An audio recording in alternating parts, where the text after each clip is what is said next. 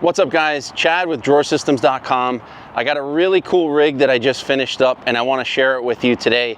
This is not the average Land Rover Defender. This is actually a Trek edition, one of 130 made for the Trek competition. And my buddy JP scored this thing, and of course we had to do some upgrades on it.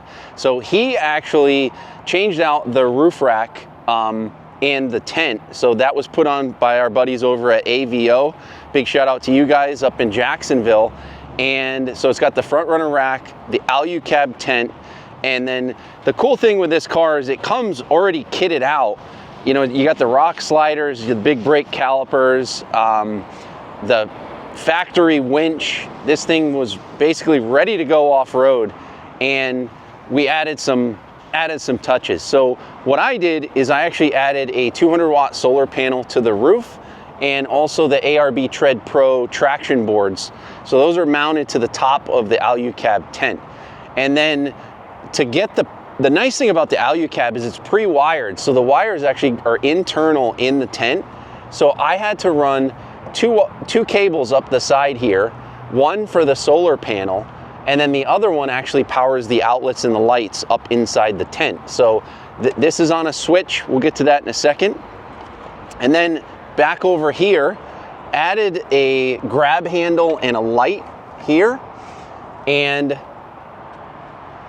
this is the factory ladder that came with the Trek edition, but this was made for the different roof rack. So I ended up having to modify this bracket, did a little Raptor liner on it. I had to do some welding, but overall I think it came out pretty good, and now he can use this awesome ladder. Then lastly, over on the side, they added over at AVO, they added the Alu cab Shadow On 270 awning. So this thing goes all the way around. And then inside the awning, I added LED lights. So there's LED light strips, and then there's a plug that plugs right into these outlets here. So two more outlets. Again, these are on their own circuit. I can control those, turn them on and off from the app. I'll show you that in a second.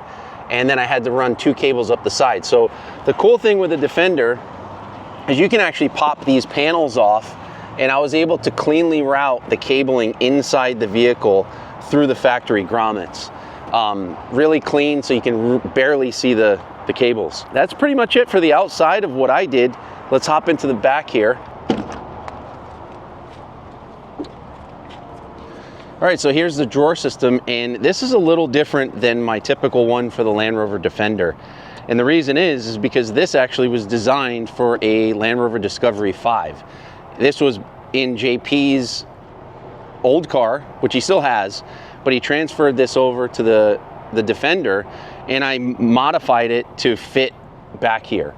So it was kind of like a retrofit style build where I had to kind of, you know, contour the corners here, and you're going to see a little bit of foam underneath. The foam is actually to prevent rattling because of the plastic here. And overall, I think it fit really well. The height is the perfect height for matching with the windows, and this is his big IceCo dual zone refrigerator. So this thing's pretty awesome. Dual slide out. He's got the Dometic stove so he can cook. And then over here on this side, you have your other prep table. So you can take your food out, prep right here, cook, and then, you know, a couple drawers for all your kitchen items and camping stuff. And then of course we have the hose for the water system, which I'm going to show you in a second. And then on top of the drawer system, we have the I added L-track, and then I had to relocate the outlets over here on the left-hand side. All right, so here we are, no back seats. And the cool thing about this is this vehicle's designed to be an adventure vehicle, right? This is JP and his girlfriend. They have a dog. There's no kids, so they don't have a use for the back seats. And we thought, all right, well, let's make this into a platform. In the design of the platform, you've got the L-track tie-down system, so we can put up to 3 front runner boxes here, or 2 this way, and then the dog will be able to actually sit on top of the front runner boxes, and then we can tie the gear down. So The gear is not going to fly around when he's off-road. And the bonus of doing this is that, believe it or not, I was able to fit a 15-gallon water tank underneath this section. So under this marine access hatch, you have the water fill, so you can see the tank here. And this whole piece was designed to hold the tank in place. So the tank actually cannot move when this is all bolted in. And all this is very easy to get out. Like 4 bolts here, 3 on each side, and I could take this whole piece out to access the tank. So very easy to get to, very easy to fill. And then the nice thing about it, is that you get a second storage area. So you can put the bins here, which come up a little higher than this. You could put duffel bag, all kinds of gear here. And if you got to go to Home Depot and you're doing some housework and you need bags of mulch, well, you could put it here and you got plenty of room to do so. Then on each side, I was able to put these little hatches or cubbies in there. So it's just a nice little place where you can, maybe put some tools. Or over on this side, I have the water hose. So like I said, 15 gallons of water, and there's a quick connect all the way over here.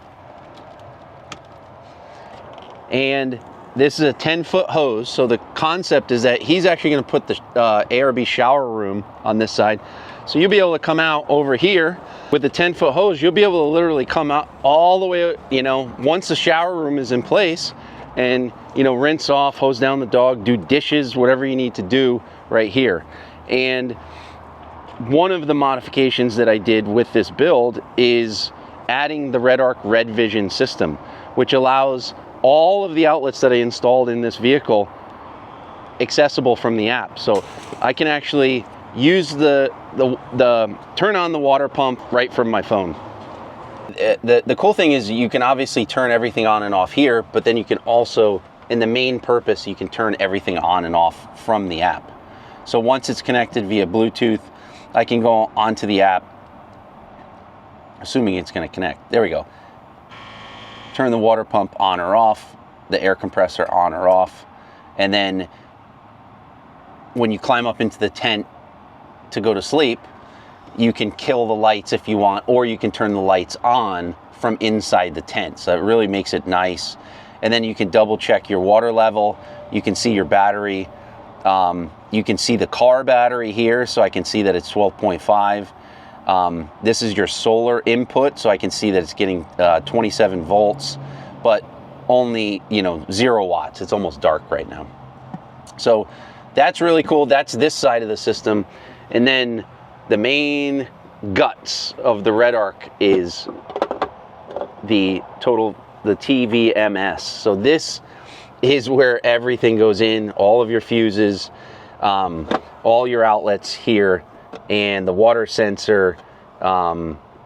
Really a great system and really clean. So I had to do some work to get this thing to fit in here, but I made it fit and tucks away nice and clean. This is how the main tank is connected to the system. So if he ever wanted to, let's say, heat up a bucket of water to take a shower, he could disconnect this, plug in a separate hose, dump that in the bucket, and then he'd have hot water running through the system. So it makes it so that you could also you could take that same bucket, go down to the river, fill it up with water, and then fill your own tank from this pump. So really cool there. I'm gonna hop in because I want to show you the back side of this. So this is one of the main things that I did, is incorporated the original build. And the original build had these covers here because when they travel, they had their seats down. Now, obviously, they don't have seats. So these covers work absolutely great because they hide a lot of stuff back here. So this is the new Redarc BC-DC Alpha 50. This is the DC to DC charge controller, which also does solar. So the solar panel that's on the roof is connected to this, and then this is also connected to the starting battery. So when the vehicle turns on, this thing is pumping 50 amps into those two 100 amp hour lithium batteries that I was able to sneak in on the side over there. Then you're gonna see right in the front, the ARB single air compressor, and that actually is wired over here on the side. right next to the water, the main water output connect. And then behind it, you have your main fuses and 200 amp circuit breaker. So you can kill the whole system by hitting that red button there. Really clean, really easy. Also added some 12 volt and USB sockets over here. So if you wanted to charge some things up, maybe put them in here or put them on the side, you can do so. And then I did the Redarc Redvision controller on the front. So technically, you know, you open the side door where you are right now, and you can scroll through. You can see the vehicle voltage, and then also the house battery voltage. So we're basically at full on both. And then I even added a water level sensor that is connected to this 15-gallon tank. So right now it's I would say it's less than 20% full. It's almost empty, to be honest. And then you can scroll back to the main menu here. This shows you how much is going in or out of the system. Currently I'm discharging 0.2 amps, but if I turn the car on, you would see that it was getting 50 amps into the system.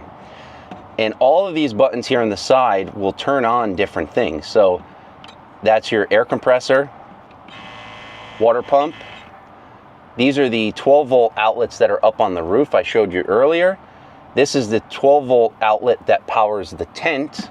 And then if I go down one menu, these are the USB. So we have USBs on each side of the car. Yeah, so that kind of concludes the whole system back here.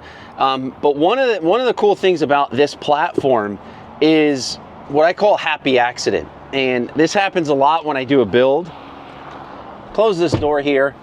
You can actually, if it's bad weather, you can literally come and sit back here. You could put a pillow behind you, read a magazine, take a nap, whatever. And technically, another person could sit right here. So him and his girlfriend could sit inside. She could sit on this side, he could sit on this side. They could play card games. I mean, it's pretty crazy on how much room you have in here. And it's nice to be able to put your legs and stretch your legs out. So maybe you stop at a rest area or something and you want to get some rest. You know, it's better than sitting in the front seat. Put the pillow here, put a pillow here, and you could kind of just take a little nap like that. So that's the happy accident, and I think it came out pretty good. So let me know what you guys think. Thank you guys for watching, and if you have any questions or comments, post them down below, and we'll see you guys in the next video.